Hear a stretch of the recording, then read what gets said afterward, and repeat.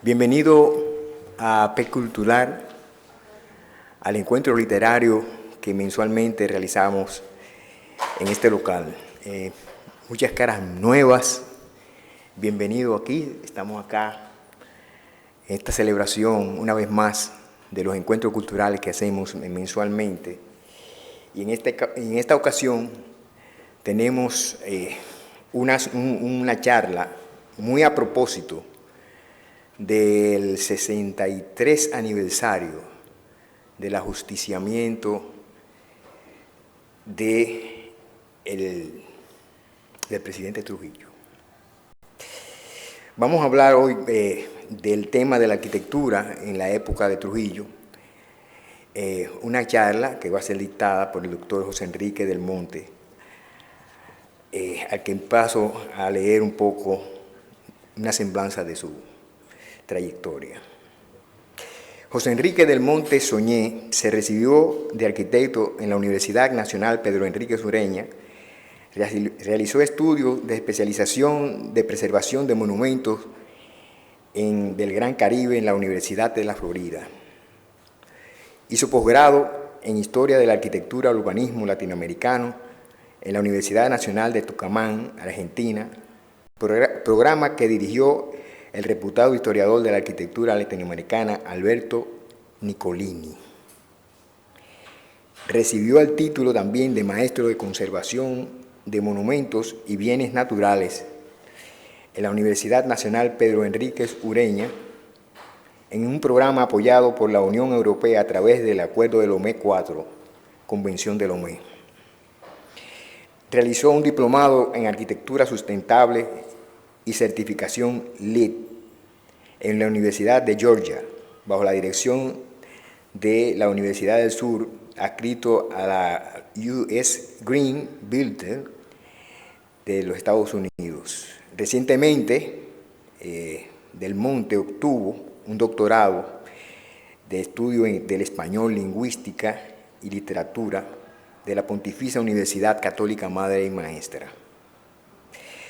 También ha realizado jornadas permanentes de estudios y divulgación de los valores arquitectónicos y urbanos de la República Dominicana a través de las publicaciones en periódicos, artículos científicos, ensayos, conferencias y libros sobre su área de formación, que es la arquitectura.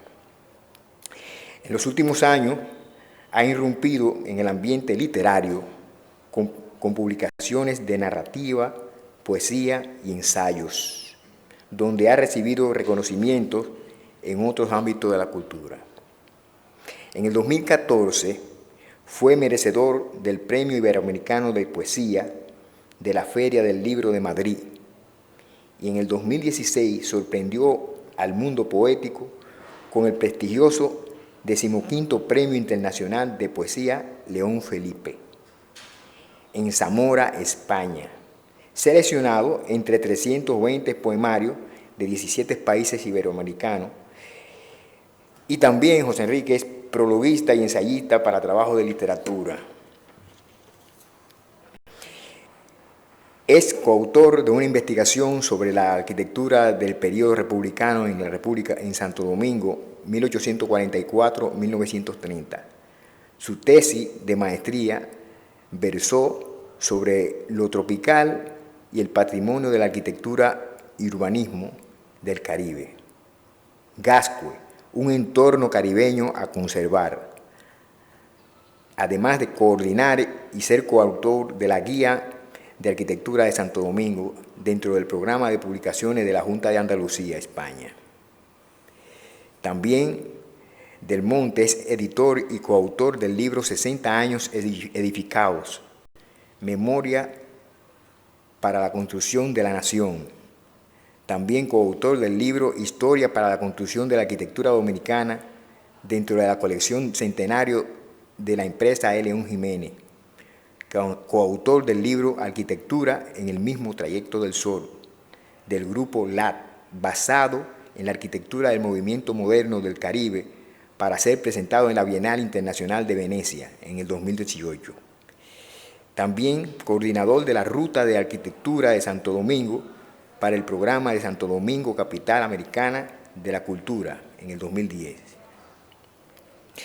Además, autor de las rutas arquitectónicas y culturales para el Centro Histórico de Puerto Plata, bajo los auspicios del Banco Interamericano de Desarrollo y del Código de Construcción de la República Dominicana. En el capítulo de la arquitectura para INTEC y el Banco Mundial. En 1998 dirigió un inventario arquitectónico de Gascue en la Escuela de Arquitectura y Urbanismo de la UNFU, que sirvió de revisión y aplicación del realizado por el Centro de Inventario de Bienes Culturales en 1982. En la academia, José Enrique, como docente, ha sido docente desde 1991, primero en la Universidad Pedro Enrique Ureña, donde fue director del Departamento de Historia, Teoría y Crítica de la Escuela de Arquitectura y Urbanismo, y luego decano de la Facultad de Arquitectura y Arte de la UNFU. En UNIBE, más tarde, desde 1998 hasta el presente, hasta hace poco, funge como par lector en revistas científicas y especializadas. Es conferencista. En el 2012 fue seleccionado como el arquitecto representante para las actividades de la conmemoración del bicentenario de la Constitución de Cádiz, bicentenario de la Corte de Cádiz, donde dictó una conferencia magistral sobre incidentes de hechos históricos. Me excusa, pero es un poco extensa. Te estoy acortando.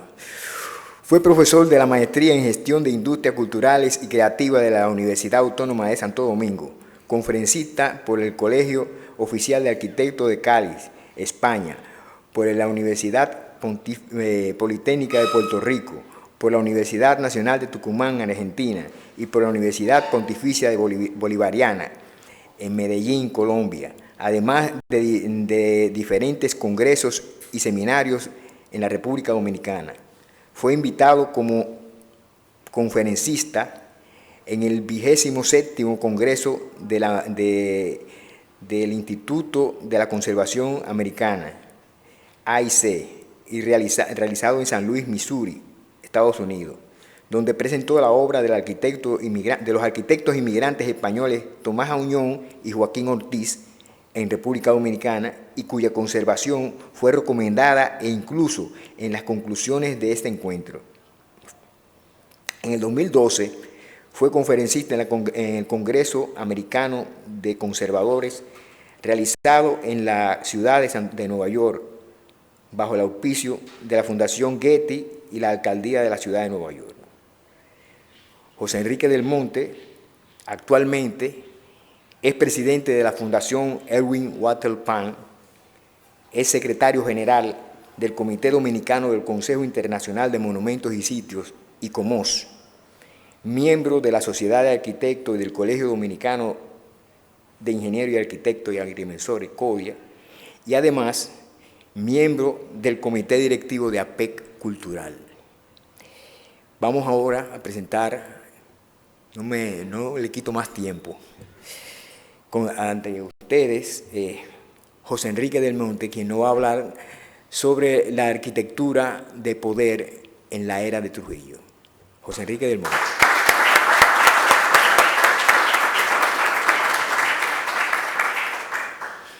Buenas tardes. Realmente no sé dónde Gustavo sacó tantas cosas. Eso. Con decir que yo soy miembro de AP Cultural para mí es suficiente. Y bueno, la oportunidad de compartir con ustedes parte de la investigación que hicimos para nuestra tesis doctoral en la Pontificia Universidad Católica Madre y Maestra, que estuvo dirigida hacia el área de la literatura y la lingüística. De manera que yo hice un poco de trampa, porque a pesar de que la formación del doctorado fue bastante densa y tuvimos afortunadamente muy buenos profesores, aquí está Odalí Pérez, que también es miembro de ese cuerpo profesoral, nos dieron la libertad de escoger temas en el área del doctorado que pudiéramos apoyarnos en eso. Entonces, como yo había estudiado bastante sobre el proceso histórico de la arquitectura dominicana, yo escogí un periodo de arquitectura que se había iniciado su estudio, pero yo quería verlo desde el punto de vista del lenguaje de la arquitectura, no desde la historia de la arquitectura, ni desde la estética de la arquitectura por sí misma, sino de cómo la arquitectura, desde su punto de vista semiótico y su punto de vista de texto, podía estar definido. Y por supuesto, en el periodo que eso más se definió fue durante el periodo de los 31 años de la dictadura de Trujillo, principalmente en la década de 1940, que fue uno de los descubrimientos que hicimos durante la investigación. Entonces, bueno, obviamente el tema de Trujillo ha sido abordado muchísimas veces. Todavía es un tema inconcluso, hay mucho todavía que hablar de Trujillo, hay que desmitificar muchas cosas y hay que descubrir otras y poner las otras en su justo lugar. Pero una de las pocas áreas del conocimiento que ha tenido la atención menor ha sido la arquitectura y el urbanismo, a pesar de que todo el mundo reconoce que en la era de Trujillo se hicieron muchísimas obras y que las ciudades se transformaron. La demografía también creció. Antecedentes hubo importantes.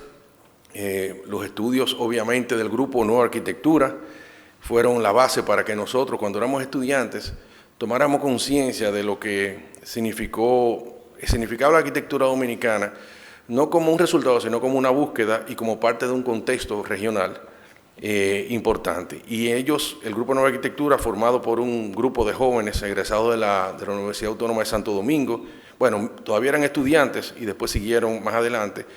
Dentro de lo que está Omar Rancier, que está presente aquí, que me honra con su presencia.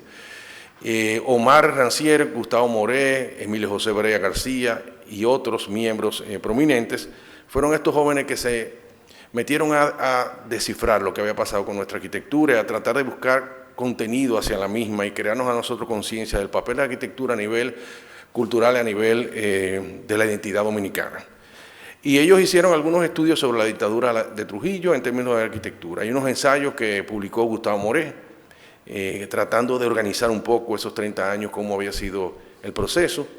Omar Rancier también se mantuvo permanentemente investigando y tiene un ensayo publicado dentro de la colección de historia de la Academia de la Historia, el libro de la historia de la República Dominicana. También nos sirvió de base. Por supuesto, Emilio José Brea García, que era un asiduo investigador innato y publicaba permanentemente muchísimos medios y siempre estaba buscándole significados a este periodo. Y además los maestros, o sea, estamos hablando de nuestros profesores, de Eugenio Pérez Montaje, etc. Pero cuando uno comienza a ver esto que he mencionado, que parece que es mucho, el peso de la arquitectura, analizando el periodo de la historia de la era de Trujillo, es ínfimo. O sea, si nos vamos a ver en la parte política, todo lo que se ha hablado de Trujillo se ha publicado, sigue creciendo. Si lo hablamos en las artes generales, aquí está Mina Guerrero, que puede hablarnos de toda la historia de ese periodo, de cómo fue fundamental para la creación de escuelas de las artes plásticas. Hay mucho. Si se habla de la música, hay estudios de la música, etc. O sea, todo el conglomerado que forma el etos dominicano durante la era de Trujillo estaba abarcado, pero la parte nuestra, de nuestra formación, es un dato que está no marginado, pero por lo menos dirigido solo a arquitectos. Y yo quería entender un poco por qué pasa eso y qué cosas nuevas uno podía descubrir. Como el objetivo de la investigación era precisamente el lenguaje de la arquitectura, yo quería ver cómo el trujillismo, no Trujillo, el trujillismo utilizó la arquitectura. Y por supuesto lo utilizó con los patrones propios del poder, el poder político, el poder totalitario. No fue una creación dominicana, el totalitarismo es un fenómeno del siglo XX que se desarrolló, tenía antecedentes históricos a través del absolutismo de los reyes europeos, etc. Pero en nuestra cultura occidental tuvo mucho peso la primera mitad del siglo XX con la formación de algunas manifestaciones totalitarias, como fue la del fascismo de Mussolini. Más adelante también estuvo el comunismo o el socialismo en la Unión Soviética y finalmente el nazismo con Hitler.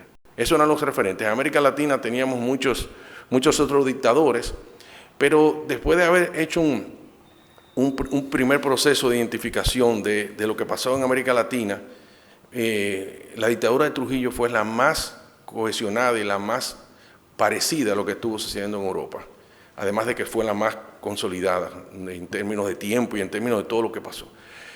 Trujillo es un fenómeno difícil de abordar porque es una personalidad bastante compleja. O sea, no es simplemente decir que era un sanguinario, que era un hombre ambicioso, que era un rufián, todo lo que podamos decir.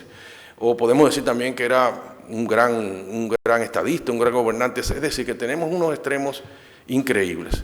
Pero es bueno saber, y es de las cosas que yo pude adentrarme en la personalidad de este individuo, es cómo tuvo la capacidad de cohesionar toda una sociedad en pro de su propio proyecto de nación. Él acogió todas las debilidades que tenía la sociedad dominicana y comenzó a construir un Estado dominicano, la conciencia de una nación, partiendo incluso de un rompimiento del pesimismo dominicano, el pesimismo que nos había acompañado intelectualmente durante todo el siglo XIX y principio del XX. Además, todos los desórdenes políticos y todo lo que era el desorden financiero, que eran taras que tenía la sociedad dominicana. Con esto quiero decir que Trujillo fue hasta cierto punto una necesidad nacional, no una aspiración nacional. No era que la gente era trujillista, pero la gente quería un Mesías que solucionara el problema de que el país tenía viabilidad. Y Trujillo no fue tonto y Trujillo acaparó eso. Su personalidad única logró cohesionar todos los estratos del pensamiento y de la acción en la República Dominicana, algo único, no porque fue dictador, sino por las características propias de su régimen. Y nos damos cuenta que desde un principio, en el año 30, automáticamente él arranca con su gobierno, comienza a establecer todas las bases que iban a sostener su gobierno y su dictadura. Y ahí aparecen primero algunos ejemplos, aparece la parte de lo que era el aprovechamiento del ciclón de San Zenón, que fue inesperado, pero él supo aprovechar esa coyuntura y la usó de una manera tal que creó un mito a partir de ahí, un mito a partir de lo que sucedió después, y que todavía en los años 60, o cuando él, en el 61, que él iba a ser candidato era candidato a senador y después querían que fuera candidato en las elecciones del 63, 64. Se hablaba todavía del ciclón de San Zenón como una base que sostenía todo el proceso histórico de la dictadura. Él comenzó a establecer organización de las finanzas y con mucha inteligencia se hizo asesorar por financieros de los Estados Unidos, a quienes les debíamos toda la deuda, ¿no? Teníamos la deuda con ellos. Y entonces los usó como asesores para ir manejando el asunto. Él en un momento dado garantizó que se iba a pagar la deuda y con eso fluyó el dinero en la República Dominicana. Y eso fue un proceso. El otro fue la creación del Partido Dominicano. Un año, justo al año del establecimiento de su gobierno, el mismo 16 de agosto, él funda el Partido Dominicano y por ley prohíbe todos los demás partidos porque él entendía que era una patria nueva, y ahí surge el término de patria nueva, es decir, todo lo que había pasado antes era una tara para el desarrollo dominicano y que los partidos políticos eran un grupo de personas que querían aprovecharse de la política, etcétera, etcétera, y el partido de él era un partido nuevo que tenía los mayores ideales y todo el mundo tenía cabida en el Partido Dominicano. Y bueno, obviamente, aunque en teoría no fue obligatorio pertenecer al partido, pero en la práctica, si querías estar libre de pecado, tenías que formar parte del partido. Y con eso también la eliminación de todos los caudillos políticos, las cabezas pensantes que habían sido racistas y habían sido jimenistas en el gobierno de Trujillo al principio. Eso fue inmediatamente diezmado, incluyendo el vicepresidente de la República, Estrella Ureña, y los otros reductos de caudillos militares, Desiderio Arias y algunos más, Bencosme y demás. Eso estoy hablando del principio de la dictadura. Una vez pasan los primeros 2 o 3 años y la cosa comienza a perfilarse, inmediatamente se mete en el campo de la educación para formar. O sea, tumba toda la idea de la escuela ostosiana, crea una nueva visión, una filosofía de la educación, crea una ley de educación nueva y crea la cartilla cívica, de manera que todo el mundo estaba completamente homogeneizado en términos del pensamiento. También el control y el apoyo de la cultura. La cultura no la manejó como algo secundario, como a veces el sector cultural contemporáneo lo siente dentro de la parte política, sino que Trujillo lo puso en su eje transversal, porque entendía, y lo dijo así cuando fundaron el Ateneo Dominicano, un discurso que dio ahí, que en los intelectuales estaba la base de salvación de lo que era el pensamiento de la dominicanidad. Entonces él le dio apoyo a todo eso. Por eso creó después las instituciones que apoyaron las artes plásticas, el conservatorio, la Dirección de Bellas Artes, la Dirección de Teatro, todo eso porque formaba parte de un entramado.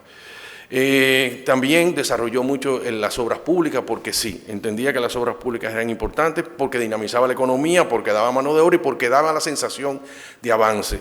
Y en sus primeros 10 años las obras públicas fueron más importantes que la arquitectura. Estamos hablando de puentes, muchos puentes, puentes importantísimos, puentes que fueron construidos por individuos, por firmas norteamericanas de alto prestigio, puentes de avanzada tecnológica que se desarrollaron en el país, mucho antes incluso que en Estados Unidos.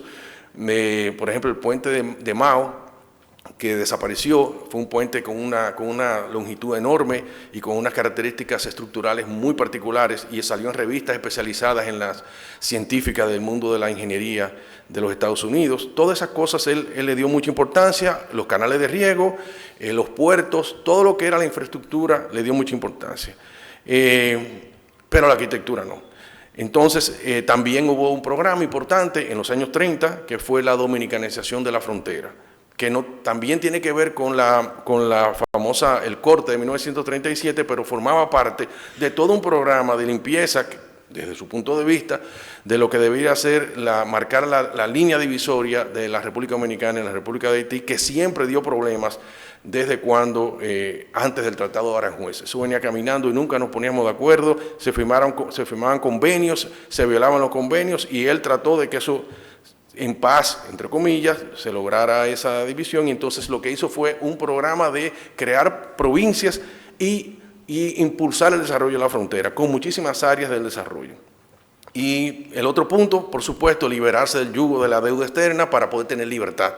El país comenzó a crecer, vino la Segunda Guerra Mundial, la economía dominicana creció, aprovechó que tenía las finanzas en orden y pudo entonces negociar, y eso se ha hablado que no necesariamente fue totalmente una liberación, sí fue un acuerdo, y entonces ahí al a pagar la deuda, ya las aduanas, la fuente de ingresos eran totalmente control de la dictadura. Y por supuesto el programa del Centenario de la República, que sí es importante para la investigación que hice, porque se iba a celebrar en 1944, nuestros primeros 100 años, y para eso hubo toda una comisión de figuras importantes y un programa de obras. Todo eso se vio envuelto para que la arquitectura comenzara a tener importancia dentro del régimen. En la década del 30 lo que vemos es un gobierno que desincentivó la construcción de edificios privados. En el gobierno de Horacio Vázquez, paradójicamente, se construyó muchísimo. Por supuesto, omitieron eso, la dictadura omitió todo el pasado y no exaltó nada de lo que hizo el régimen anterior, pero sí en las investigaciones nos dimos cuenta de las grandes inversiones en materia de edificios se hizo en el país completo. No solamente en la capital, sino en muchas comunidades, en Santiago, en San Pedro de Macorís y en muchas provincias de capital privado. O sea que eso fue que la economía a nivel democrático privado funcionaba. Eso en los primeros 10 años, eso mermó, los comerciantes pensaron que ese no era el momento y ahí uno ve la curva como bajó y subió la inversión en términos de lo que era la arquitectura privada, gubernamental. Y también lo que hubo en esos primeros 10 años es una diversidad estilística. Ahí comenzó a aparecer una serie de tecnología de la construcción y diseños arquitectónicos que no tenían una coherencia en términos del texto que tenía que transmitir la dictadura. Simplemente eran edificios financiados por el Estado por necesidades. Obviamente los primeros eran los militares, el país se llenó de edificios para la milicia, el ejército, y también las clínicas, los hospitales públicos de menor escala. Y cuando comenzamos a ver todo el recuento, el inventario de esos primeros 10 años, que hicimos toda una selección, contamos todas las inversiones, nos fuimos a los presupuestos nacionales y cruzamos información, nos dimos cuenta que la dictadura no había descubierto lo que era la arquitectura como elemento importante para la propaganda ni para el establecimiento de una representatividad. Es decir, era un edificio que se hacía, pero en términos de lo que era el trujillismo, no había sido incorporado. La cosa comienza a cambiar a finales de la década del 30, 38, 39, cuando Trujillo va de viaje, su primer viaje al extranjero, y va a Nueva York y fue a visitar la feria de Nueva York. Entonces ahí se dio cuenta del papel importante que tenía la arquitectura para representar regímenes y poder en términos no solamente políticos, sino económicos y de todo tipo. Y ahí en esa experiencia se da cuenta cómo el poder de los Estados Unidos, no el del gobierno, sino de las empresas norteamericanas, comenzaron a competir con la arquitectura de los países que habían sido invitados a la exposición, y ahí comenzaron a haber enfrentamientos. Había una lucha ideológica importantísima. Fuera de la República Dominicana, la arquitectura formaba parte de una guerra ideológica y una guerra también política. Incluso se atacaban los grandes regímenes totalitarios en cuanto a la validez de su arquitectura. Se impulsaban a los mejores arquitectos para hacer la magnificencia de obras que representaran a sus respectivas naciones. Y entonces lo vimos en las ferias del 30, 34, el 38, Bruselas, en Chicago, etcétera, y la del 39, ahí entonces entra el capital norteamericano para combatir todos los regímenes totalitarios con una arquitectura completamente moderna. Vemos en una fotografía muy importante la de la exposición de la Feria de París de 1937, donde aparece en el pabellón de la Unión Soviética y el pabellón de la Unión Soviética de Alemania, uno frente al otro, y entonces el público votaba y también le daban un premio al mejor pabellón, y ahí ganó el premio Alemania. Alemania ganó ese premio. Todas esas cosas estaban dentro de las escuelas de arquitectura. Había movimientos en contra de la arquitectura moderna y en contra también de la arquitectura tradicionalista, y en las escuelas de arquitectura eso se veía a diario, y incluso cuando el partido nazi en el 33 toma el poder, lo primero que hace es desmembrar la escuela más avanzada del mundo, que era la Bauhaus, y entonces impulsa la arquitectura tradicional, nacional, alemana, partiendo de la experiencia que había tenido la arquitectura del Segundo Reich y del Imperio. Entonces esa arquitectura de Schinkel la comenzaron a utilizar para reinterpretarla en el Tercer Reich. O sea que era una visión política muy marcada, y lo mismo pasó con Mussolini y el fascismo, donde ahí había un enfrentamiento entre la escuela de avanzada del modernismo y la escuela tradicional, que impulsaba una retroalimentación de toda la gloria, el pasado y la grandeza del Roma antigua. Y ahí Mussolini participó en los debates de lo que era la arquitectura y los puso uno frente al otro a establecer parámetros, y logró un equilibrio porque permitió que ambas tendencias se manifestaran en Italia. Mientras que en la Unión Soviética no, la Unión Soviética marcó un hombre nuevo, una arquitectura nueva, una avanzada nueva, y ahí entonces Joffan y todo su grupo de las escuelas rusas y el pragmatismo ruso y todo eso se vio y avanzó una arquitectura totalmente diferente. Entonces, como eso era una decisión política, a partir del 39, que viene el programa del Centenario, yo creo que fue el despertar de que ya la dictadura decía, ¿y cómo nosotros hacemos arquitectura dominicana? ¿Cómo nosotros nos representamos? Y no había nada, porque nosotros teníamos una arquitectura colonial muy marcada, todavía nos marca, pero eso no era 100% dominicano, era parte de un pasado muy glorioso, porque toda la ideología de ese tiempo era prohispánico y se basaba, y por otro lado teníamos la arquitectura hecha doméstica, hecha con las tradiciones constructivas nuestras, una escala muchísimo menor, y una diversidad de estilos importados, el neohispánico, el art déco, que era el de moda, etcétera, etcétera, y nada de eso funcionaba. Entonces, en el 39, 38, 39, que ya venían unos programas de desarrollo del país con el puerto de Santo Domingo, que fue la obra más importante que se hizo en el país, no de Trujillo, porque ya el contrato le había hecho Horacio Vázquez, pero a Trujillo le tocó desarrollarlo y ampliarlo. Pues ese puerto le dio la capacidad económica a la República Dominicana para exportar e importar.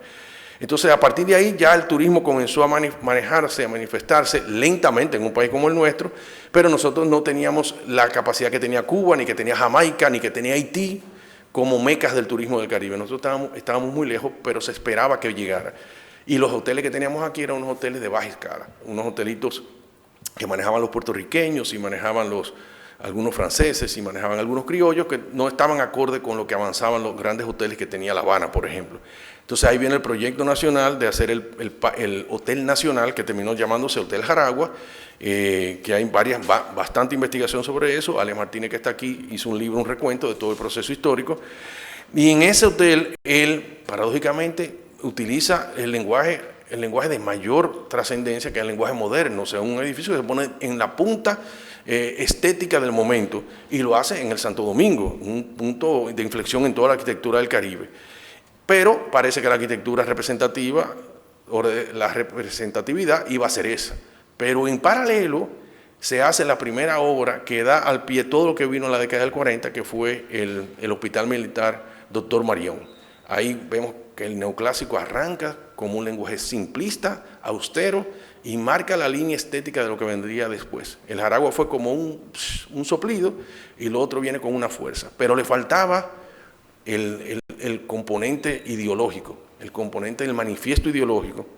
Y ahí surge lo que fue el primer documento de la arquitectura dominicana donde se pensó en una arquitectura. No donde se justificó nada, sino que hubo toda una ideología para decir lo que debería ser la arquitectura de la representatividad de la República Dominicana. Y el autor de él, por lo menos conceptualmente, no en la escritura, no en la redacción, pero sí conceptualmente, fue Henry Gasson Bona, un personaje importantísimo para la arquitectura dominicana, porque era un francés dominicano, que era militar, había estudiado ingeniería, y entonces tenía una oficina de arquitectura muy importante, primero a nivel privado. Él fue que hizo la Casa Barco y otras edificaciones. Comenzó a tener un poco de repercusión, y la gente le gustó, y Trujillo de alguna manera lo llamó, y él se dio cuenta que podía aprovechar esa oportunidad. Entonces había mucha influencia del lado de lo moderno con Guillermo González y los arquitectos de la primera generación dominicana que apostaban por una modernidad amplísima. Y él rechazaba todos esos elementos, a pesar de que era un buen diseñador moderno también, y convenció a la dictadura de que el lenguaje tenía que ser el neoclasicismo, la arquitectura tradicional, y lo justificaba por muchísimas razones, porque era arquitectura que entendía todo el mundo, porque era arquitectura que tenía referencias históricas, porque había sido el lenguaje usado por todos los regímenes en la historia, porque nos da a nosotros un vínculo con nuestro pasado clásico que viene de Roma y que viene a través de España y todo eso, porque permanece en el tiempo, porque no es un efecto de moda, sino un efecto de permanencia. Y todas esas cosas están en ese documento. Ese documento se va a manifestar en todo lo que vino después. Entonces, en la década del 40, dentro del programa del Centenario, vamos a ver un pico elevadísimo de inversiones en la arquitectura, no necesariamente en las obras públicas, aunque siguieron, sino la arquitectura pasa a ser un plano importante. Y entonces el discurso del poder se mete en la arquitectura, y hay un lenguaje propio, hay un texto arquitectónico que va a representar el país.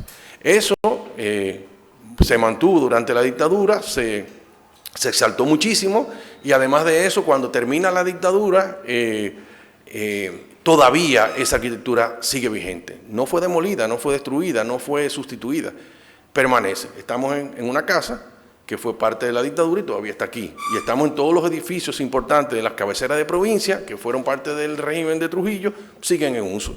Es una representatividad que nos acompaña. Nosotros entendemos que es una arquitectura que nos pertenece. Poca gente necesariamente no la relaciona exactamente con Trujillo, sino con el gobierno.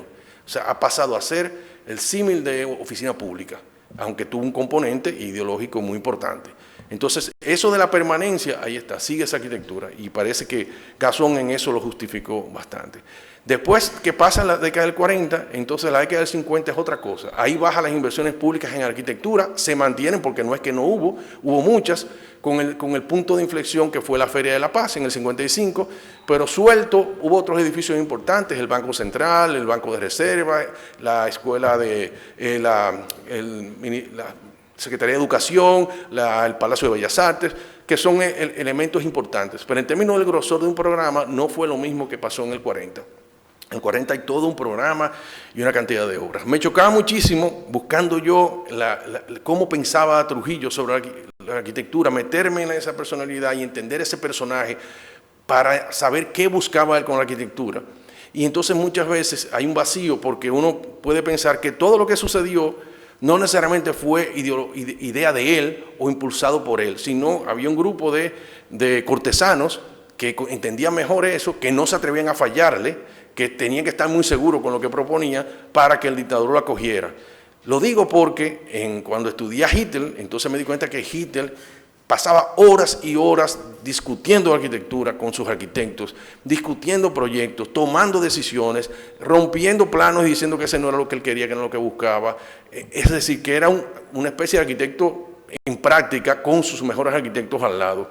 Lo vemos también en Mussolini, cuando está con Terragni y todo eso, también con la misma cosa, y con Stalin también, o sea, eso fue impresionante. Lo de Stalin, él se metía de lleno en los concursos y la escala y todo eso, y toda la ideología Stalin participó. Pero en Trujillo, esa incógnita que la teníamos, y ¿qué Trujillo pensaba? Eso sucedió porque tenía que suceder, sucedió porque a él no le importaba y era un fenómeno del gobierno paralelo a él, o él decía exactamente lo que quería.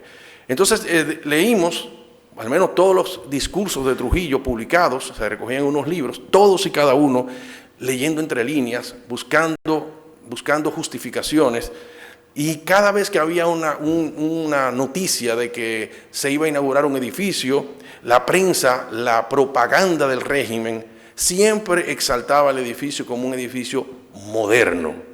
Un edificio moderno, la escuela moderna, el edificio del Banco Central moderno, todo era la palabra moderno, pero moderno en términos de su concepción de actualidad o de avanzada, no es moderno en términos estilísticos.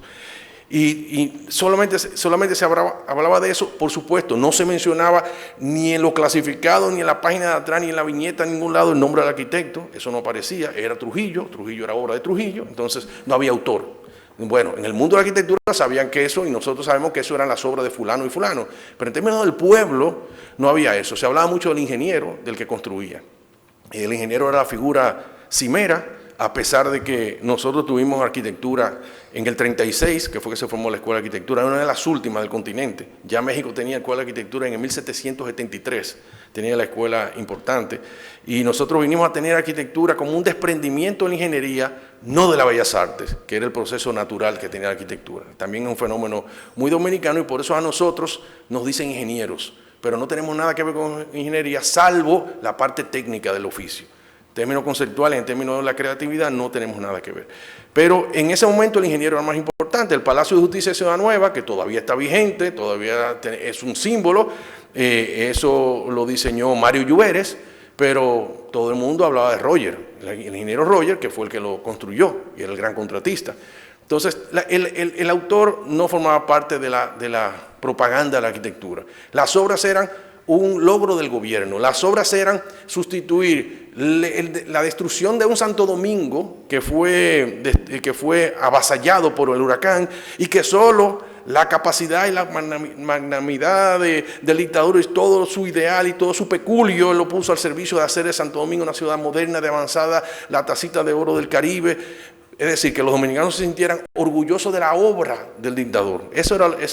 La arquitectura sirvió para ese discurso. Pero, buscando el discurso de Trujillo, que nos imaginamos que existió cuando se inauguró el Palacio Nacional, yo decía, déjame ver qué dijo el hombre cuando inauguraron el Palacio, cuando se paró a hablar. Pues ese discurso no aparece en ninguna de las publicaciones, lo busqué por todos lados. Y le pregunté a todos los historiadores dominicanos, todos los historiadores dominicanos tampoco lo conocían. Aparentemente, por organizar el hecho, vi el programa de la noche. Bueno, fueron 2 días de celebración, uno que fue la inauguración religiosa donde se bendijo el palacio, y la otra, la celebración, fueron 3, porque la segunda fue con los embajadores y cónsules de la República Dominicana y figuras importantes, y la tercera fue la fiesta.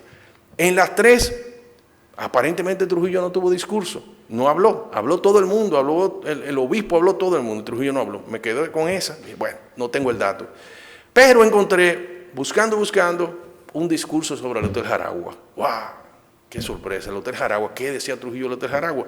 Y ahí lo busqué. Entonces el Hotel Jaragua, que se inauguró en el año 42, Trujillo no habló el día de la inauguración, pero un mes después la comisión que trabajó para la construcción del Jaragua, lo invitó y le dio una cena a él y a su esposa, y entonces en ese acto Trujillo habla, y por primera vez habla de arquitectura. No lo había hecho antes, lo hizo en ese momento y no lo hizo después, jamás habló de arquitectura. Y entonces saltó el edificio, hablaba de lo que se representaba para el país, lo que representaba su modernidad para el país, el símbolo del avance y el desarrollo, y se metió un poco en la filosofía de la arquitectura no específica, y más nunca habló. Entonces dije, pero ¿por qué este hombre no habla? Desconocimiento.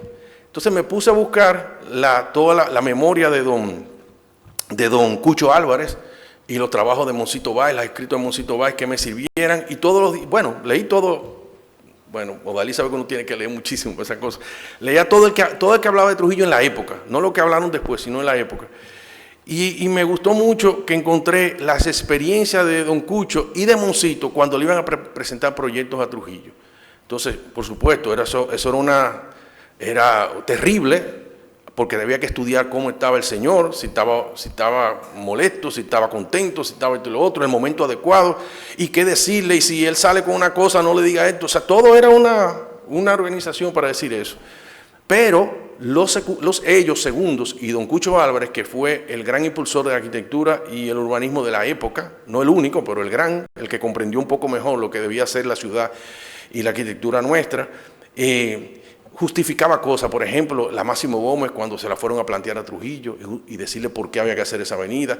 La Abraham Lincoln, que quedaba en tierra baldía, entonces le convencieron porque como él tenía la casa ahí mismo, si se armaba algo él tenía que ir para la ciudad colonial para coger la 30 de marzo para irse para el Cibao, pero que si esa avenida lo permitía a él cruzar el aeropuerto y llegar a la carretera del Cibao más cerca y una ruta de escape. Como él era militar, su mente era militar, esas cosas le gustaban. Entonces se discutía, pero Trujillo era radical, se decía que no me hable de eso, no lo quiero así, pero hasta marcial, una persona totalmente sí o no y marcial. No que tú venías con explicaciones, mira la teoría de arquitectura, que queremos que el sol entre por aquí, nada de eso, él no tenía esa visión. Todo tenía que ser recto, todo tenía que ser formal, no podía haber improvisaciones, la limpieza tenía que ser parte del criterio de la arquitectura.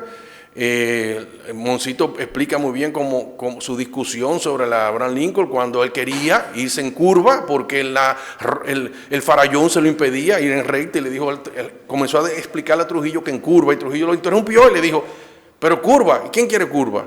Y él devuelve y le dice, no jefe, lo que pasa es que las curvas nos ahorran dinero, porque la curva entonces uno va con yo no estoy hablando de dinero, no me gustan las curvas. Entonces Moncito coge ahí y le hace seña a Cucho, y vuelve Moncito y le dice al jefe, pero es que nos vamos a ahorrar. Y el Trujillo se molestó, no le vio la cara, le dijo, Cucho, dígale al joven que yo no quiero curvas, la quiero recta. Y tenemos la Abraham Lincoln subiendo ahí, donde están la José Contreras, recta, completamente recta, una pendiente enorme. Porque el hombre tenía claro que le gustaba la recta, no había curva ni nada que le gustaba. O sea, esas cosas se había que interpretárselas a él, había que sacárselas en cucharita, pero no era un hombre que tenía afición por la arquitectura, ni conocimientos, ni nada. Entonces, bueno, dentro de la dictadura, y Omar tiene un ensayo que usamos donde hay unos códigos. Evidentemente, Trujillo utilizó un código moderno, arquitectura moderna, cuando no tenía que ver con las estructuras del poder, cuando eran para el ocio o eran para la representación internacional, es decir, los hoteles, el gran programa de construcción de hoteles, un hotel importante en cada cabecera de provincia, replicado. De ahí nos pensamos cómo comenzaron con los nombres de los caciques o los cacicazgos, porque le pusieron el Jaragua, pero después venían los otros y se llamaban también con nombres indígenas, o el hamaca, todo tiene que ver con el tema indígena, ¿no? Esa búsqueda, y nombrado así. El Jaragua no sabemos por qué le llamó Jaragua, nunca lo hemos descubierto. ¿Por qué Jaragua, que es precisamente el cacicazgo que está del lado de Haití, y no cogió uno de los de este lado? Pudo haber cogido el Maguana o el Higüey, cualquiera, pero cogió el Jaragua. Y ahí siguieron los otros. En esa parte del uso de la arquitectura, él era flexible y le gustaba mucho la vanguardia, o sea, la modernidad.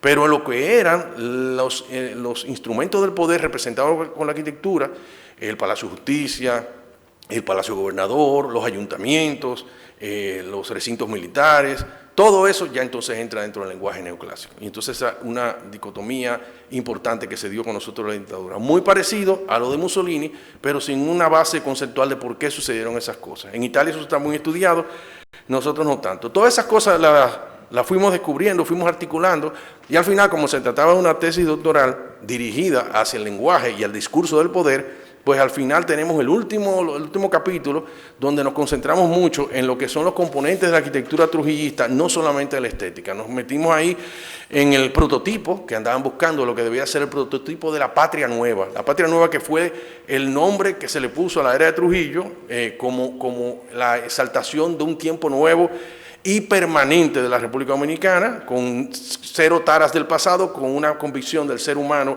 a favor del país, creer en la dominicanidad, sentirse orgulloso del país, y etcétera, etcétera. Y todo eso tenía que tener un prototipo con la arquitectura. Ese prototipo se fue buscando. Y lo estudiamos en dos características. Una dimensión que nosotros le llamamos sintáctica y otra dimensión que fue la semántica. Los edificios tenían unos objetivos muy claros, un lenguaje muy claro en la parte sintáctica del lenguaje.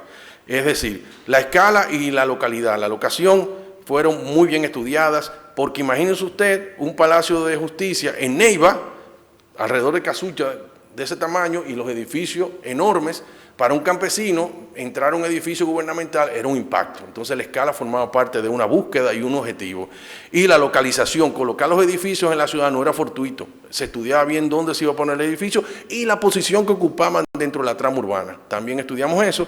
La forma, la masa y el volumen fueron otros de los elementos que manejamos. Esa forma siempre rectangular, esa masa pesada, sólida, y esa volumetría calculada en cuáles eran los elementos adyacentes, los elementos centrales, y todo eso también fue decodificado. Por supuesto, los edificios eran opacos o transparentes, que partiendo de la ideología del trujillismo, la transparencia no formaba parte de una búsqueda. O sea, eso que nosotros entendemos ahora, que tenemos una fachada de cristal, que no estoy hablando de moda ni de estilo, sino concepto, o sea, de que se ve el interior y esto y lo otro, y se hacía en la arquitectura moderna. En la de Trujillo no, era opaco. O sea, la puerta principal se cerraba y no se sabía lo que pasaba dentro. Si alguien tenía un problema y lo mandaban a buscar, él entraba ahí y la familia tenía que esperar que él saliera porque no sabía que pasaba nada, no pasaba, porque era hermético todo eso.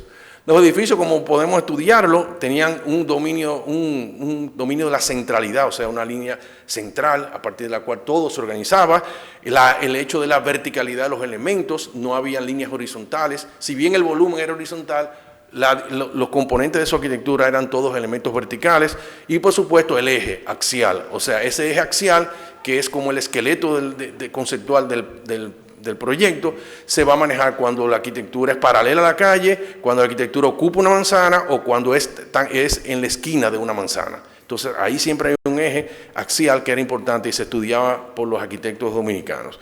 Y por supuesto el control de los accesos y las perforaciones de los muros, o sea, lo que se llaman los muros y todo eso, hasta el punto de que hoy en día todavía nosotros tenemos edificios públicos y privados que cuando hay dos hojas de puerta hay una que siempre está cerrada, porque todavía guardamos eso. Para nosotros los arquitectos una doble puerta tiene una función por el flujo de personas y la velocidad con que deben entrar y salir.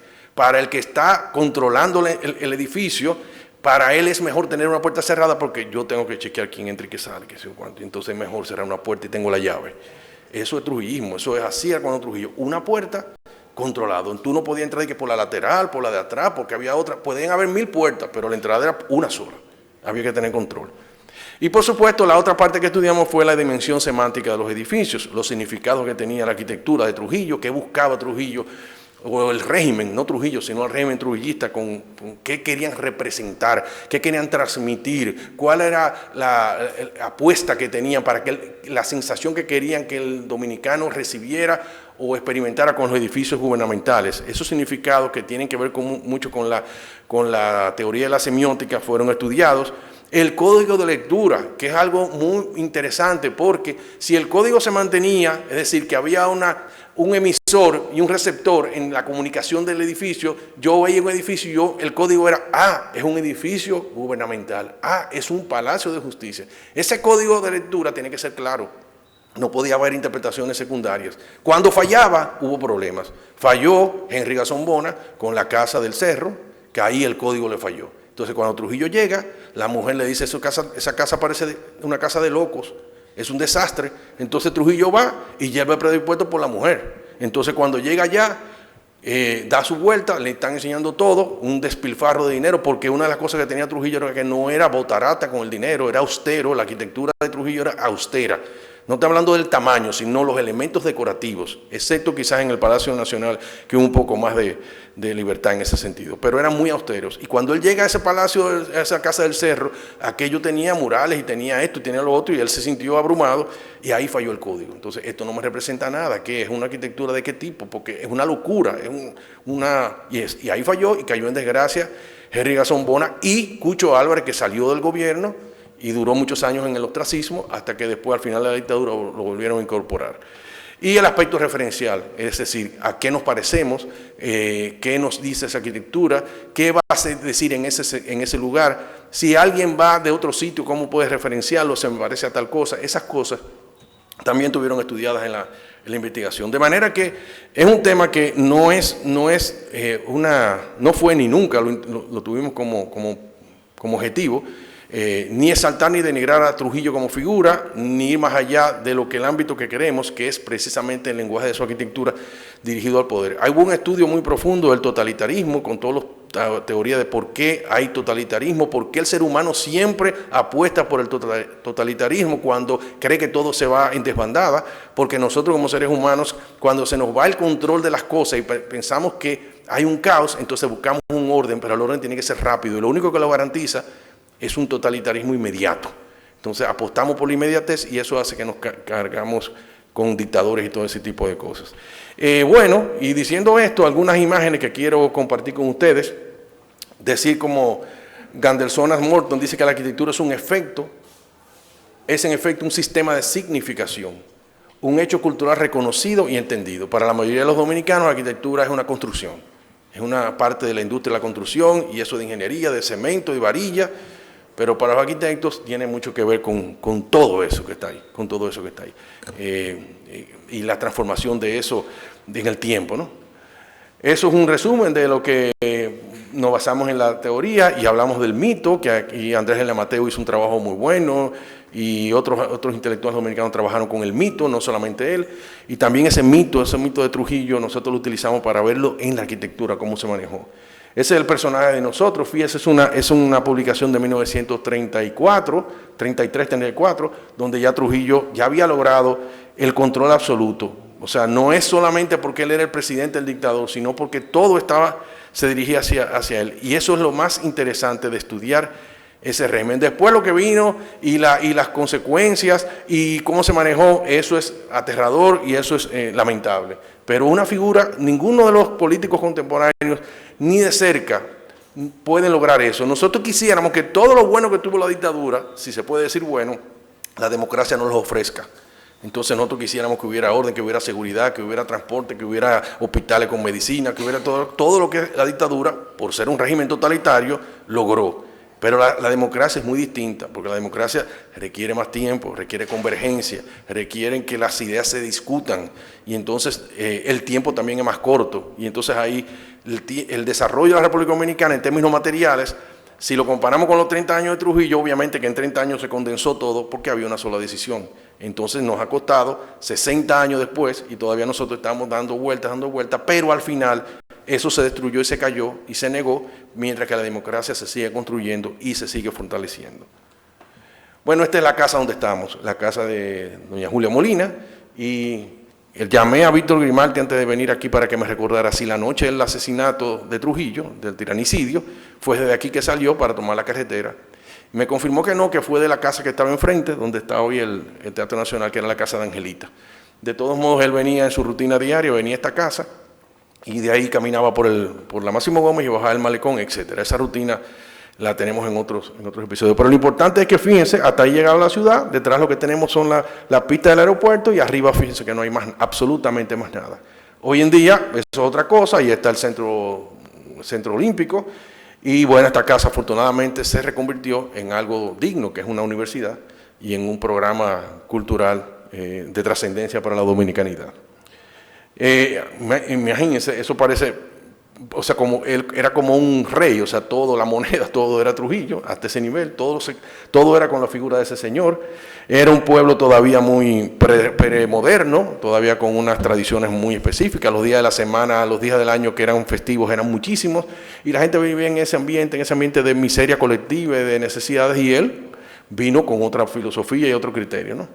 Eso eran nuestros campos, ese es el Santo Cerro, esa es la arquitectura que abundaba. Fíjense que una arquitectura hecha en tabla de palma, madera, que es nuestra arquitectura tradicional rural, ¿no? La arquitectura popular nuestra, que tiene sus valores y que hasta ese momento eso era lo que abundaba en todos los campos y en las ciudades también. Este es el Partido Dominicano, la sede del Partido Dominicano, frente al Parque Independencia, en un lugar que previamente estuvo ahí, edificios anteriores, usos anteriores, ahí estuvo el gobierno norteamericano del 16, y de ahí entonces se fundó el Partido Dominicano en el 31, el 16 de agosto. La música formó parte de la propaganda del trujillismo. Todos los músicos componían, exaltaban a la dictadura, exaltaban todo lo que pasaba, o sea que la música fue utilizada abiertamente. Los discursos de Trujillo, todos hablando de la patria nueva, eran discursos muy cortos, obviamente se los escribían, pero estaban acorde con su personalidad. Entonces son sintetizados, no había mucho divagación en los discursos, iba al grano directamente, como un marcial, marcialmente, y decía lo que tenía que decir, punto. Todo era alrededor de Trujillo, lo era Trujillo, las escuelas, todo, fíjense, viva Trujillo en las escuelas, la banda de música.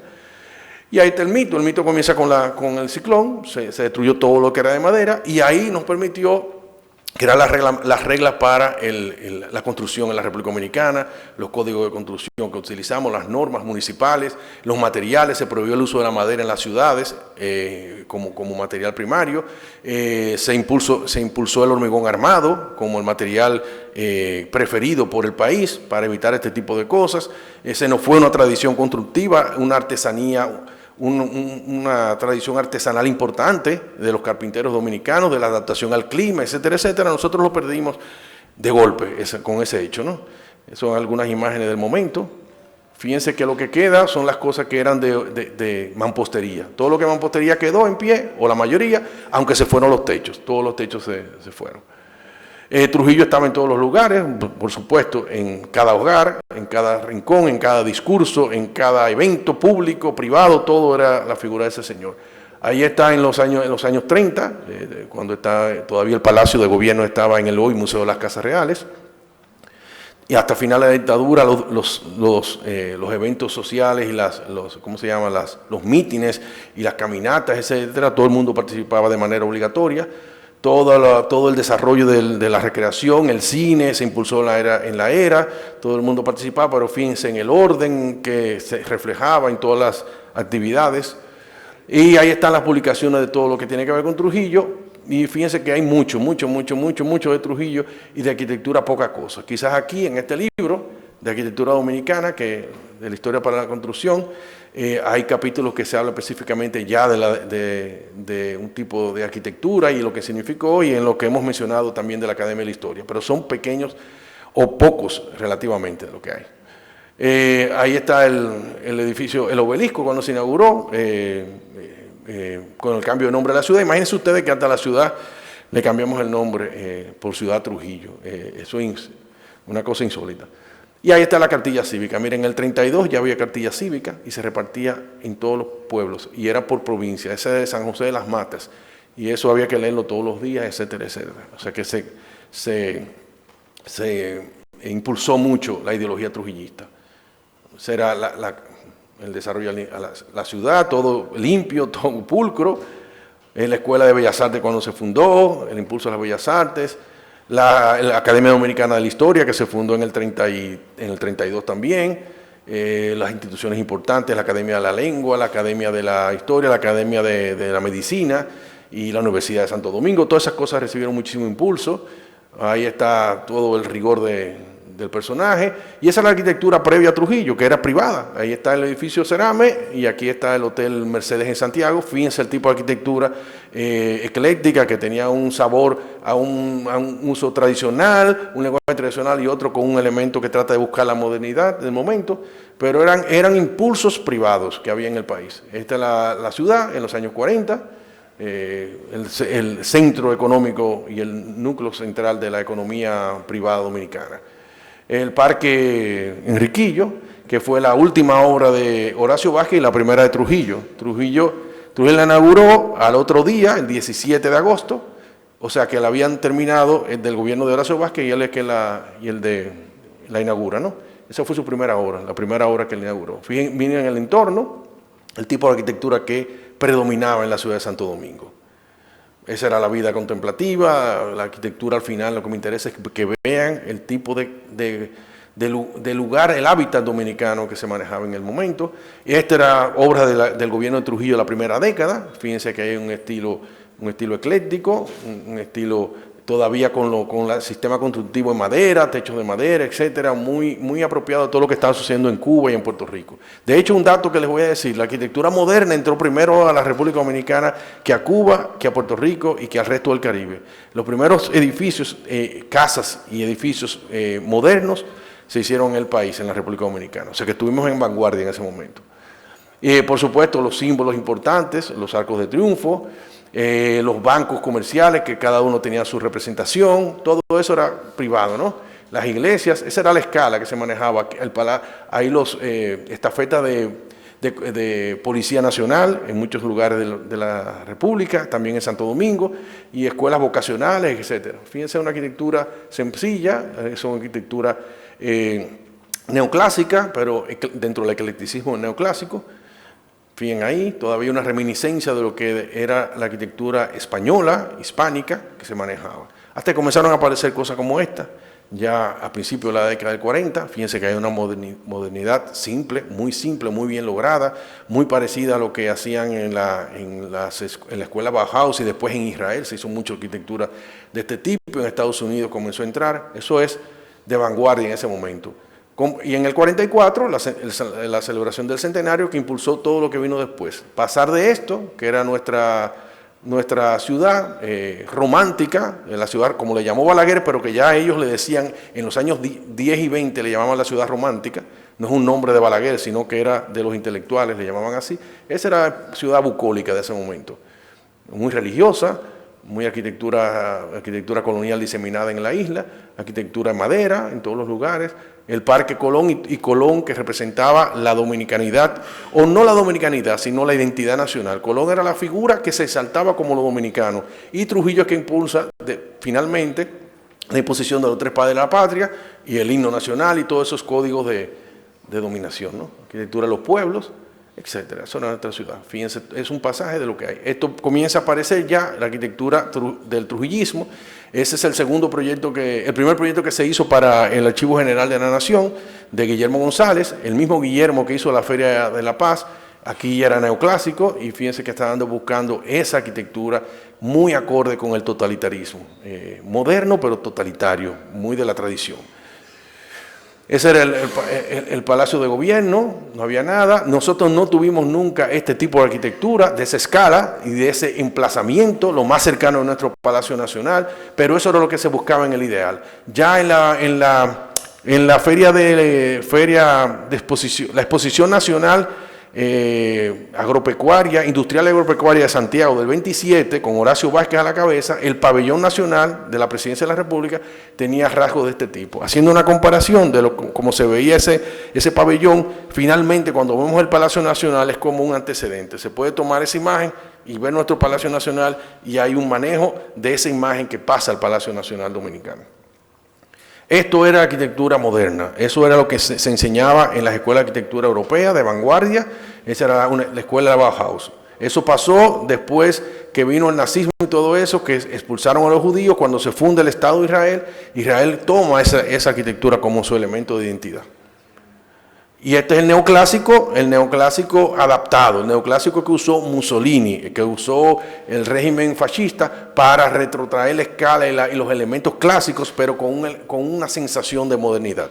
Eso era lo que buscaba la arquitectura del trujillismo, ¿no? Y por supuesto la grandilocuencia, lo que como manejó el nazismo, el espectáculo, todo lo que era los efectos, ¿no? Y convertir la escala en algo, un elemento importante donde el ser humano se minimiza frente a la grandiosidad del contexto. Esa es la escala, eso es arquitectura nazi. Y esto era lo que pasó en el concurso del Chicago Tribune en 1926, creo que fue, que ya ahí fue uno de los concursos más importantes, tan importante como el de la Sociedad de Naciones, tan importante como el Faro a Colón, que fueron los concursos más importantes del siglo XX, y ahí se ve el enfrentamiento entre lo que es la arquitectura tradicionalista con la arquitectura moderna. Fíjense a la izquierda como hay un neogótico y todo lo que es el sabor de una arquitectura que es parte del ideal antiguo, y lo que es la búsqueda de una arquitectura mucho más contemporánea en el mismo escenario. Pero eso no era fortuito, eso era dirigido, y habían grupos que se iban por un lado y por otro.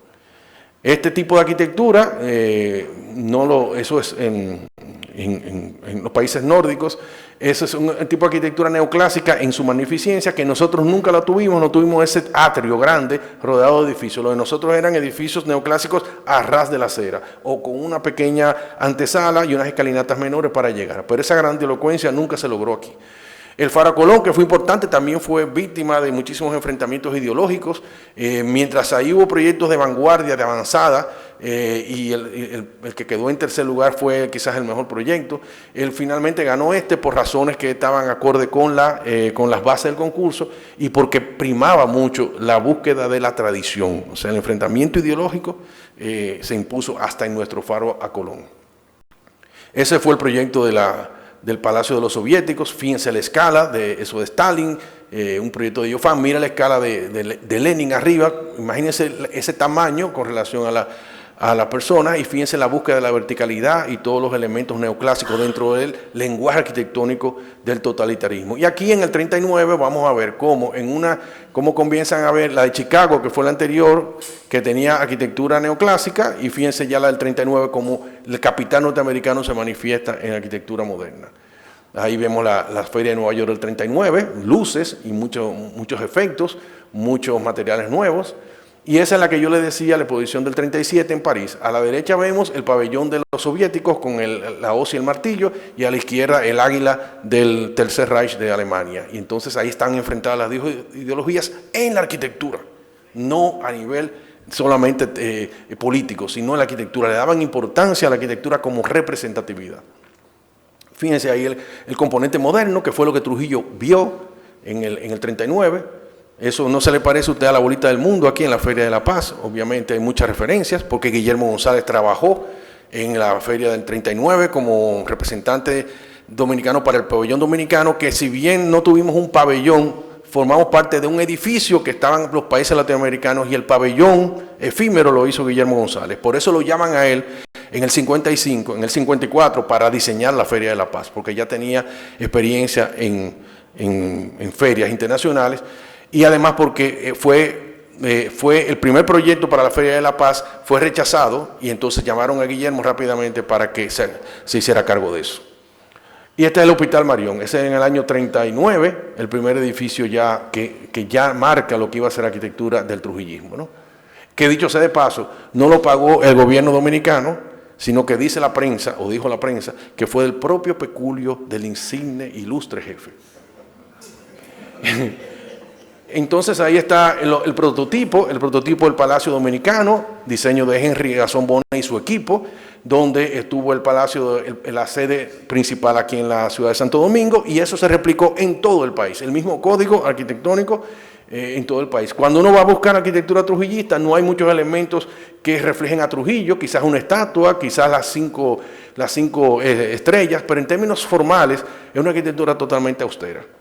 Lo que le hablaba del volumen, la verticalidad, la puerta principal, el enmarcamiento de la entrada, el equilibrio de la centralidad, todo eso está marcado en ese tipo de arquitectura. Fíjense aquí la preeminencia de las columnas, las columnatas, seriales o algo marcial, ¿no? Eso también lo trabajamos.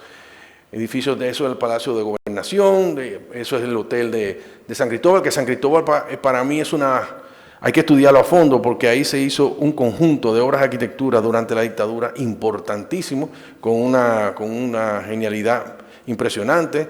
Solamente hay que ver el conjunto del Instituto Politécnico Loyola, uno de ellos, y muchísimos más. Y ahí hubo muy buena arquitectura estéticamente hablando.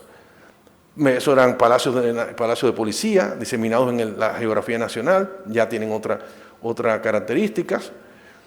Eso en toda la frontera tenían edificios gubernamentales y también los edificios adyacentes al gobierno, como los sindicatos, que eran sindicatos, le daban apoyo y se les regalaba un edificio, pero ahí fíjense que el rigor del neoclásico no era tan marcado porque no era parte del lenguaje oficial. El Parque Ramfis, mediante un concurso lo ganó Guillermo González, que fue su gran obra, su primera gran obra, donde ahí se impulsa un tipo de espacialidad dentro de la ciudad que no conocíamos antes, ¿no? Eso fue un tratamiento diferente donde comenzamos a buscar el mar y una serie de cosas que impulsaron mucho el cambio en la estética arquitectónica. El conjunto de ahí del Mercado Modelo, hecho por Guido de Alessandro y Henry Garzón-Bona, el arquitecto, con Moncito Báez, trabajaron. Ya no lo vemos así porque eso ya desapareció a la izquierda, todo está lleno de edificios, solamente se visualiza la entrada principal. Las escuelas diseminadas por el país, los hospitales, gobernaciones, y el mejor conjunto en la década del 40 fue el conjunto de la universidad, que la universidad estaba contrañida en el centro histórico y se hizo un campus universitario, donde ahí sí convergieron dos tipos de arquitectura, una arquitectura moderna muy avanzada, como por ejemplo el edificio de la Escuela de Medicina, que es extraordinario, porque rompió con muchas cosas y después no se repitió, como es ese planta baja libre, que tú pasas de un sitio a otro y no tienes control, la puerta está prácticamente en el segundo nivel, que contrasta mucho con los otros edificios de la misma universidad, más neoclásicos, como la Escuela de Odontología, etc. Después lo que se hizo en la UAS ha sido deprimente, la arquitectura más contemporánea no debería ni existir, pero esa es la que existe, o sea, forma parte de este conjunto, ese es el alma mater. Y por supuesto, esto es la arquitectura más representativa de la simbología del régimen, que es de Henry Garzón-Bona y su equipo, pero que Trujillo nunca lo inauguró, por muchísimas razones. Ese es el monumento a la paz de Trujillo. Entonces, este es el personaje que les hablaba, Henry Garzón-Bona, importantísimo para la ideología trujillista en términos de arquitectura. Al lado de Trujillo está Joaquín Balaguer, que continuó utilizando la arquitectura como arquitectura del poder, pero con otros niveles de compromiso, ya incluso con una intención marcada de borrar la estética trujillista a partir de un lenguaje mucho más internacional. Pero la misma ideología de representar el país con la arquitectura, también Balaguer lo hizo en menor escala. Este es el personaje nefasto, este también, y este también eran los émulos de Trujillo. Aquí está Hitler hablando con sus arquitectos y señalando en una maqueta y tomando decisiones. Y esta es nuestra gran obra, imagínense eso ustedes en el 42, en la nada, en un solar, en el malecón de Santo Domingo, y esa pieza, miren la limpieza del edificio y todos los elementos organizados y todas las características que no se conocía eso en el Caribe. Sobre eso hay bastante literatura de los arquitectos que lo han estudiado. Y en contraste, en la misma década se hace un edificio totalmente neoclásico para la sede del gobierno, el Palacio del Ejecutivo, porque el Palacio Nacional siguió siendo el Museo de la Casa Real hasta que después vino un decreto y le cambiaron el nombre a este. Este Palacio del Ejecutivo no fue en este estilo que lo hizo en un estilo neoclásico. El Palacio de Justicia, miren el neoclásico ahí, y aquí nosotros simplemente de ejemplo, donde nosotros hicimos el inventario de todas las obras del presupuesto nacional de cada año y el inventario que tenemos de todos y cada uno de los edificios públicos dominicanos, del 30 al 40, del 40 al 50 y del 50 al 61, y ahí vimos la cantidad de arquitectos que trabajaron, la ubicación, el estilo, todo eso lo pudimos agrupar y nos dio una serie de data importantes que nosotros sacamos una serie de conclusiones. Por eso, cuando al principio conversé con un colega arquitecto que yo le señalaba que el 40 fue la década, él me decía muy dudoso que si yo lo creía así, que él no estaba seguro de eso. Yo, bueno, pues la data me lo arroja y ya ahí no puedo decir otra cosa. Ahí están los edificios públicos del 30 y 39, donde ahí el neoclásico, el Art Deco era el elemento más dominante del periodo, y algunos edificios modernos que se hicieron, mientras que en la década siguiente, aquí, ya ahí comienza el neoclásico a dominar. Fíjense cómo el neoclásico es cantidad en el 40. Ahí la cantidad de edificios públicos, cómo se incrementa, en la medida que va subiendo la década, se va incrementando. Y ahí tenemos los arquitectos que más trabajaron para el gobierno. Fíjense que Henry Gasson Bona tiene el azul más largo, fue el que más obra le dieron, y ahí comenzamos a ver cantidad de obras que tuvieron durante la década del 40-50. Bueno, entonces aquí, eso es una arquitectura que abundaba, que habían los estilos caribeños, lo que eran adaptaciones caribeñas. Abajo vemos un estilo búsqueda de la tradición española.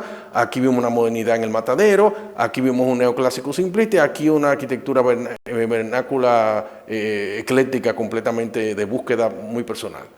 Y estos son ejemplos de las plantas que usamos para poder analizar. La entrada la marcamos, cómo se distribuían los edificios, las plantas, para poder entender la espacialidad. Lo que hablábamos del eje central en los edificios, el eje diagonal en las esquinas, que organizaba todo, y el eje paralelo a la calle. Ahí también hablábamos del patio, cómo el patio era obligatorio. Bueno, en una época incluso que el aire acondicionado no formaba parte de nuestra cultura, y además el régimen no lo impulsaba, y siempre aparecía el patio. Aquí estamos el trabajo de lo que es la fachada simétrica, la simetría en las fachadas y el acceso siempre central, no importa la forma de la planta, los ejes, y entonces cómo se distribuía el espacio, la simetría en algunos elementos. Y aquí una comparación del plano del Hotel Jaragua, la forma que tiene el Hotel Jaragua y su distribución, y el plano del Palacio de Gobierno, el Palacio del Ejecutivo, que es un estilo totalmente neoclásico. Después después de los 40, se hicieron estos edificios que ya mencionamos, el Banco Central, la Secretaría de Estado de Educación y Bellas Artes, y después el Banco de Reserva de la República Dominicana, todo con influencia de un neoclásico más simplista norteamericano ya propio de los años 50. El anacronismo del Palacio de Bellas Artes, en el sentido de que fuera de época, es decir, mientras estábamos haciendo este tipo de arquitectura que buscaba un lenguaje mucho más airado y mucho más internacionalista, volvimos al clasicismo puro por la representatividad de lo que se iba a hacer ahí. Recuerden que eso fue parte de un concurso, la firma que ganó tenía un diseño moderno, y al final dentro del jurado se impuso que tenían que ganar el segundo lugar porque era el más apropiado para el uso que se le iba a dar, es decir, el neoclasicismo. Y esto contrasta con ese conjunto maravilloso que fue la Feria de la Paz y Confraternidad del Mundo Libre, que hoy sigue en pie, con unas distorsiones enormes, pero que tiene todavía sus características. A la derecha, el edificio desaparecido de la Secretaría de Estado de Agricultura fue sustituido por el Palacio ¿cómo se llama? Del museo, sí, exacto. Nada, y toda la presencia de Trujillo, y nada. Él dijo esto: el Hotel Jaragua es, al par que manifestación espléndida de progreso material, obra innegable de cultura, y simboliza, en cierto modo, aspectos centrales de mi ideal de gobernante. Yo creo que ya. Señor, muchas gracias.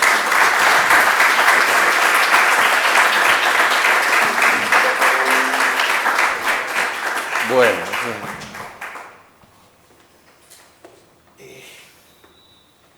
No vamos a concluir sin que ustedes quieran hacer alguna intervención, alguna pregunta sobre esta maravillosa exposición que acaba de hacer el arquitecto del Monte. A ver quién quiere hacer algún comentario. Este es el momento.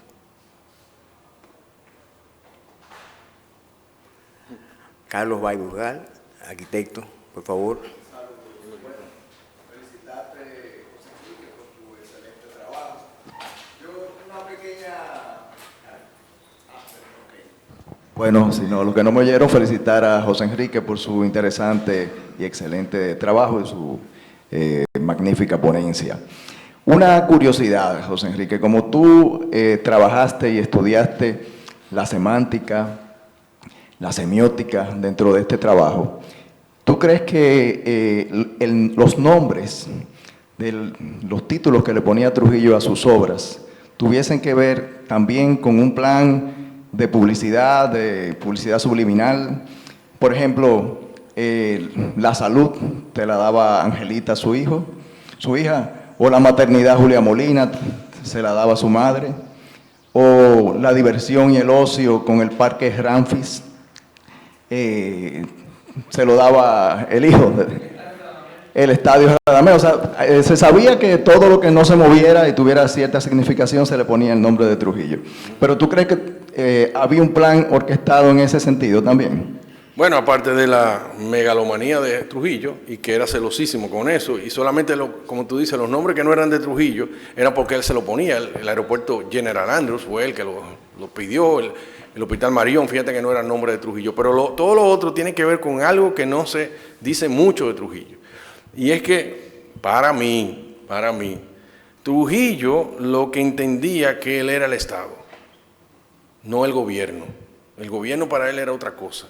Como nosotros no teníamos la figura del Estado, en el presidente de la República está mezclado lo que es el Estado y lo que es el gobierno, pero él entendía que él representaba lo perenne y que esos símbolos de lo perenne, él tenía que tener todo el control y el respeto de eso, porque él lo representaba. Era ¿cómo es el imperio yo? ¿Cómo es? El imperio soy yo. Exacto. Él pensaba eso. Y entonces, como su familia no tenía la alcurnia básica, porque no eran gente de alcurnia, eran gente de pueblo normal, humilde, no podía utilizar eso para nada, creó el mito de la familia, o sea, la excelsa matrona, el eminente, que todo, y los hijos eran, porque formaban parte de esa cofradía, eso era como el Estado. Y él entendía que eso iba a seguir, el plan de eso, que esa figura de la dictadura, desapareciendo él, iba a ser continuada. Y eso no pasó. Yo no digo que sea mejor o peor, pero a veces nos falta, no un Trujillo, pero alguien que sea como el que frene muchas cosas que pasan en el país, como que lo pasajero, momentáneo, esté supeditado a alguien, una visión que pueda controlar o definir muchas cosas. Es la democracia, y eso funciona porque hay democracia parlamentaria en toda parte del mundo, y nosotros no tenemos esa figura. Entonces, esa búsqueda de esa representación del Estado en él tiene que ver mucho con el exceso de él en utilizar los nombres de todo. Obviamente que es un exceso, no que lo compartimos ni mucho menos.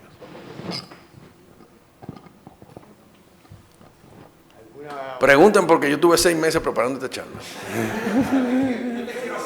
Perfecto.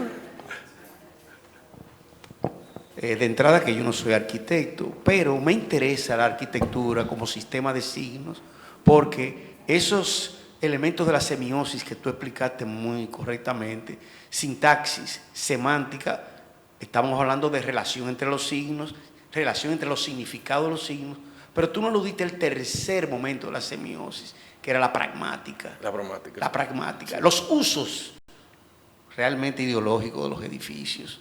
Esos usos que, aparte de ser realmente parte de una audiencia y parte de una estructura mental, tienen el valor, que es lo que en el campo propio de la semiótica Peirce llama la pragmática. Sí, yo la trabajaste, sí. No, la trabajé, pero no como un tema aparte, sino que lo metí en el cosa. Sí.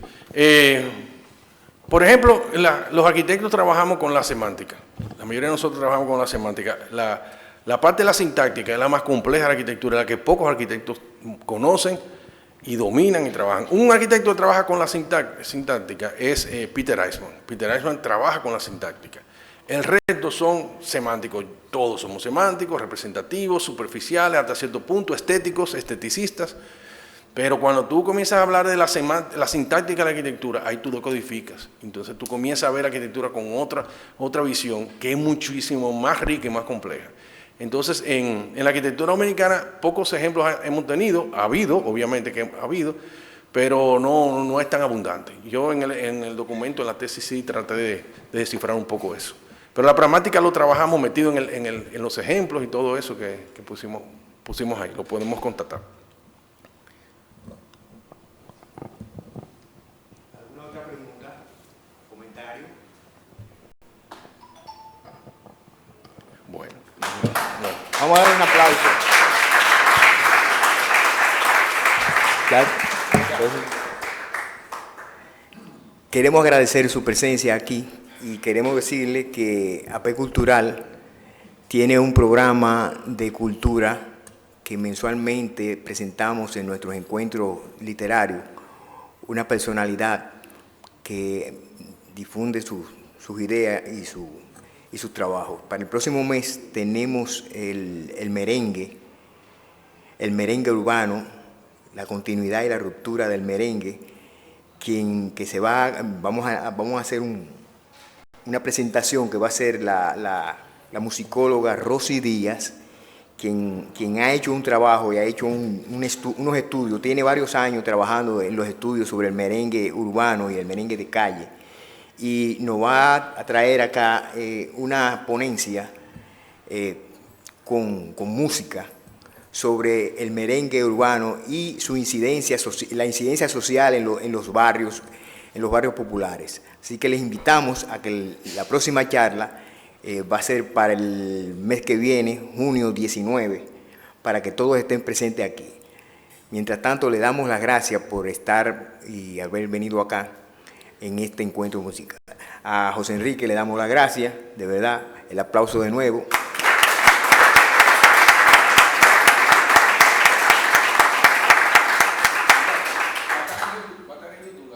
Sí. Va a estar en YouTube. En YouTube vamos a subirla ahora, o sea, desde que pase esto pueden subirla en YouTube, va a estar. Ustedes buscan en la cuenta de AP Cultural. En YouTube están las charlas, esta y todas las que se han hecho acá, las pueden ver en YouTube. O sea que pueden también verla por allí. Así que le damos las gracias a ustedes por venir por acá. Gracias por venir. Hasta la próxima.